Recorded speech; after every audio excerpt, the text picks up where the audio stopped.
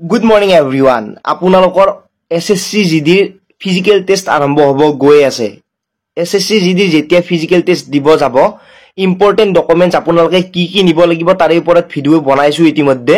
কিন্তু আপোনালোকে মোক বহুতে কোৱেশ্চন কৰি আছে যে Annexure 6, Annexure 9 লগতে ডমিসাইল সাৰ্টিফিকেট বা PRC বা কাষ্ট সাৰ্টিফিকেট এইখিনি ডকুমেন্টস নহলে কি প্ৰবলেম হ'ব বা কোন কেইখন ডকুমেন্টস সকলোতকৈ ইম্পৰ্টেন্ট বা ইয়াৰ ভিতৰত যদি কিবা নাথাকে আপোনালোকে কেনেকৈ মেনেজ কৰিব বা কি কৰিব লাগিব সকলো ডিটেইলছ এই ভিডিওটোত জনাই দিম। ভিডিওটো সম্পূৰ্ণ কৰি চাব।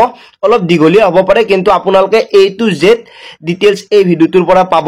কেনেকৈ বনাব লাগিব সেই কথাটো আপোনালোকক এই ভিডিওটোত কৈ দিম। গতিকে ভিডিওটো সম্পূৰ্ণ কৰি চালে আপোনালোকে গোটেইখিনি ডিটেইলছ পাই যাব। প্ৰথম কথাটো হ'ল যিখিনি লৰা ছোৱালীয়ে কাষ্ট সাৰ্টিফিকেট আছে মানে SC ST OBC আপোনালোকৰ যিখিনি কাষ্টৰ ভিতৰত পৰে বা যিখিনি জেনাৰেল বা MOBC ৰ ভিতৰত পৰে তেওঁলোকৰো EWS সাৰ্টিফিকেট থাকে। EWS যদি সাৰ্টিফিকেট নাই তেতিয়াহলে আপোনালোকে ডাইৰেক্ট UR বুলি সিলেক্ট কৰিছে। আৰু এতিয়া যদি আপোনালোকে কাষ্ট সাৰ্টিফিকেট ফিজিক্যাল টেষ্টৰ দিনা নিয়ে যিখিনি কাষ্ট সাৰ্টিফিকেট থকা লৰা ছোৱালী আছে তেওঁলোকে কাষ্টৰ ভিতৰত সোমাই থাকিব। যদি তেওঁলোকৰ কাষ্ট সাৰ্টিফিকেট নাথাকে তেওঁলোকক জেনাৰেলত ধৰা হ'ব মানে URত তেওঁলোকে গুছি যাব। তেতিয়া তেওঁলোকৰ যদি মাৰ্কস আছে তেতিয়ালে প্ৰবলেম নাই কিন্তু কাষ্টত থকা মানে কি বাকি জেনাৰেলতকে অলপ হলো কাট অফ কম যায়। গতিকে আপোনালোকৰ কাষ্ট সাৰ্টিফিকেট থাকিলে নিজৰ অলপ হলো প্ৰফিট আছে। যদি আপোনালোকৰ যিখন আপোনাৰ SC ST কাষ্ট সাৰ্টিফিকেট আছে সেইখনৰ বাহিৰেও যদি আপোনালোকে ইন্টাৰভিউ দিব যায় তেতিয়াহলে আপোনালোকে সেন্ট্ৰেল কাষ্টখন লৈ যাব। ডমিসাইল আৰু ডমিসাইলখন আৰু PRC খনৰ পাৰ্থক্যটো কৈ দিম।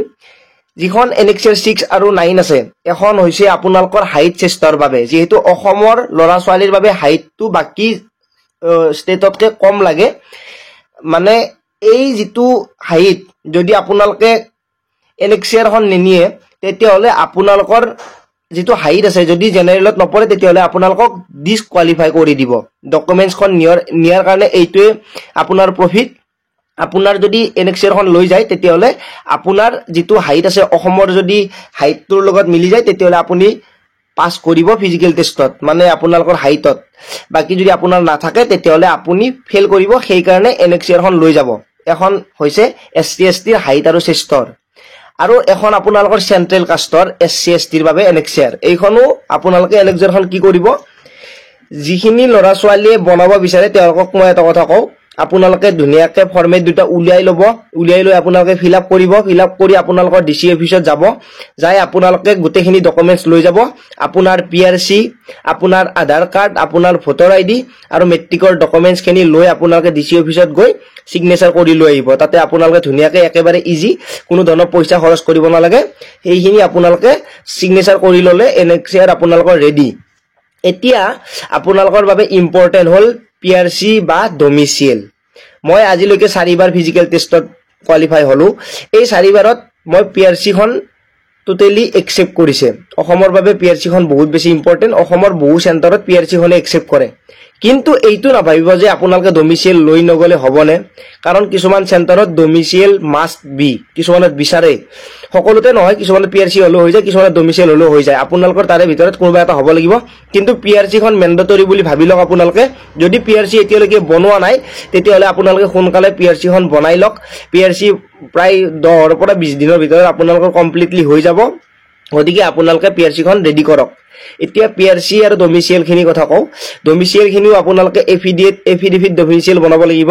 প্ৰথম কথাটো হ'ল আপোনালোকে কোৰ্টলৈকে গৈ আপোনালোকে ফৰ্মেটটো উলিয়াই লৈ ধুনিয়াকে তাতে উকিলৰ সাইন কৰি বা সিগনেচাৰ কৰি আপোনালোকে ধুনিয়াকে DC অফিচত গৈ সিগনেচাৰ কৰি ললে হৈ যাব আপোনালোকৰ ডমিসাইল। বাকি PRC টো কম্পালসৰি অসমৰ বাবে PRC খন আপোনালোকে বনাই লব। ডমিসাইল বা PRC কোনোবা এটা হলে একসেপ্ট কৰে। গতিকে PRC খন আপোনালোকে যেনেকৈ নহওক সকলোতে লাগে PRC খন বনাই লব। এপিসোড হলেও লাগিব। এইখিনি হ'ল বনোৱাৰ বাবে ইম্পৰ্টেন্ট সাৰ্টিফিকেট। বাকি আপোনালোকক কি ডকুমেন্টস লাগে সেইখিনিৰ ফুল ডিটেইলছ ভিডিও আপোনালোকক বনাই থৈছো। গৈ ডেসক্ৰিপচনত লিংকটো দিয়া আছে। গৈ আপোনালোকে সেই ভিডিওটো চালে সকলো ডিটেইলছ পাই যাব। ফটোৰ পৰা ডকুমেন্টছলৈকে হাই সেকেন্ডাৰী মেট্ৰিকৰ গোটেইখিনি ডকুমেন্টস কি লাগে এভৰিথিং আপোনালোকক ডিটেইলছত কোৱা আছে। গৈ আপোনালোকে সেই ভিডিওটো চাব পাৰে।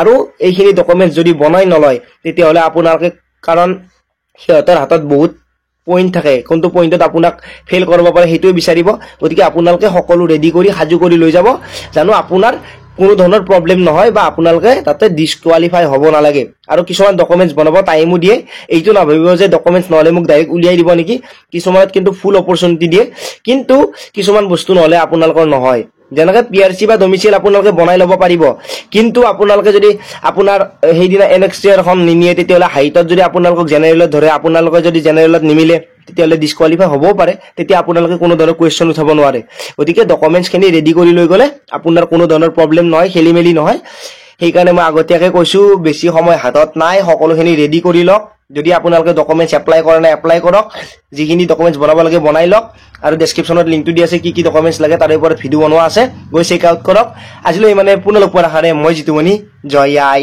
অসম